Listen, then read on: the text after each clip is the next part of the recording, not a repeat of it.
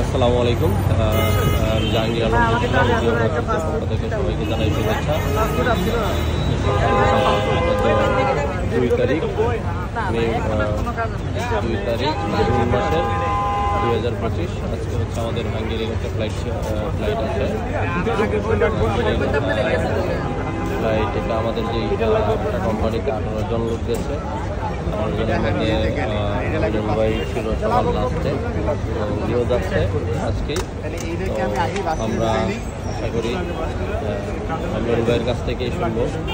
আমিনুল ভাই, আসসালামু আলাইকুম। ভাই ভাই ইজি ওভারসিজ থেকে আপনাকে শুভেচ্ছা জানাই। আজকে আপনার ফ্লাইট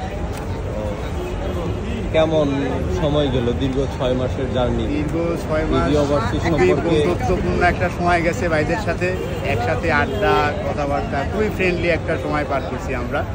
এবং সবথেকে সহজ বা সবথেকে মানে সততার সাথে ওনারা একটা কাজ করে আর কি। এটা হচ্ছে গিয়া ওনাদের কথাবার্তা বা কমিটমেন্ট অনুযায়ী কাজ করে, তবে কথাবার্তা বা ডিলের অনুযায়ী মানে ওনারা অনেক শক্ত এবং কাজটাও একুরেট। এটা ঠিক আছে। ব্যবহারটা খুব খারাপ না, ব্যবহার খারাপ না, ব্যবহার খারাপ না। আপনাদের মানে ডিলটা ঠিক আছে, কিন্তু মানে ডিল অনুযায়ী আপনাদের সাথে যে কাজ করে ওগুলা ঠিক থাকলে তাহলে সবার জন্যই সুবিধা, আমার জন্য আপনার জন্য।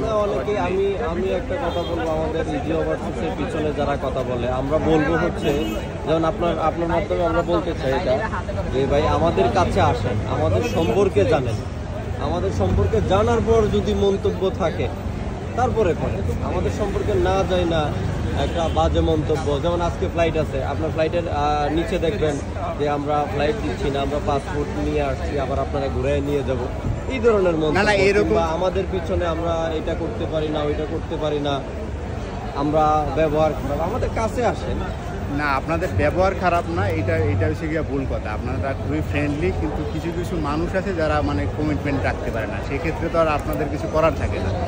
যেমন কেউ যে আমারই যেমন এম্বাসি যেদিনকার সাবমিশন ডেটা ছিল 10টার সময় থাকার কথা, কেউ আসছে 11:30 12টার সময়। এখন তার সাথে আপনি কি ব্যবহার করবেন?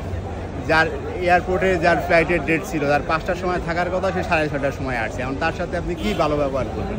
কারণ এই রেসপন্সিবিলিটি তো আপনাদের বয়সে নিতে হয়।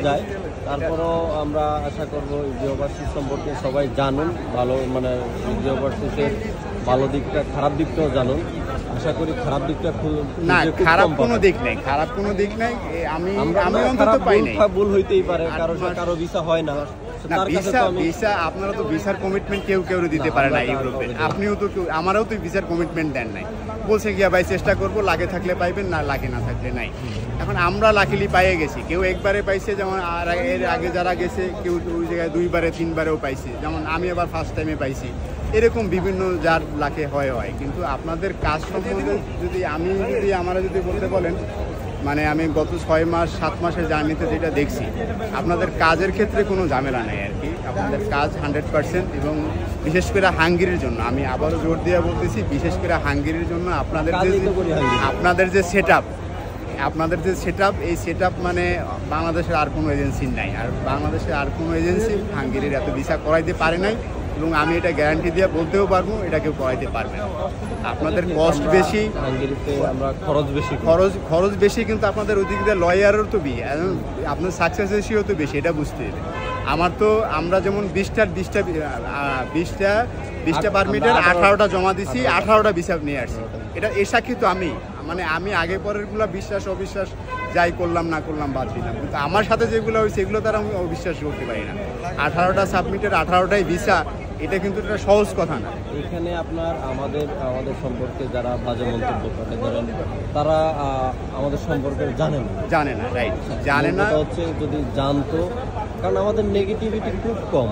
নেগেটিভিটি বলতে আমাদের কাছে পাসপোর্ট দিচ্ছে, ফেরত নিয়ে গেছে, সময় মানে বেশি হয়ে যাচ্ছে, ফেরত নিয়ে গেছে, অ্যাভেলেবেল আছে। তারপরে আপনারা আমাদের এখানে জমা দিচ্ছে, ভিসা হয় না, অ্যাভেলেবেল আছে।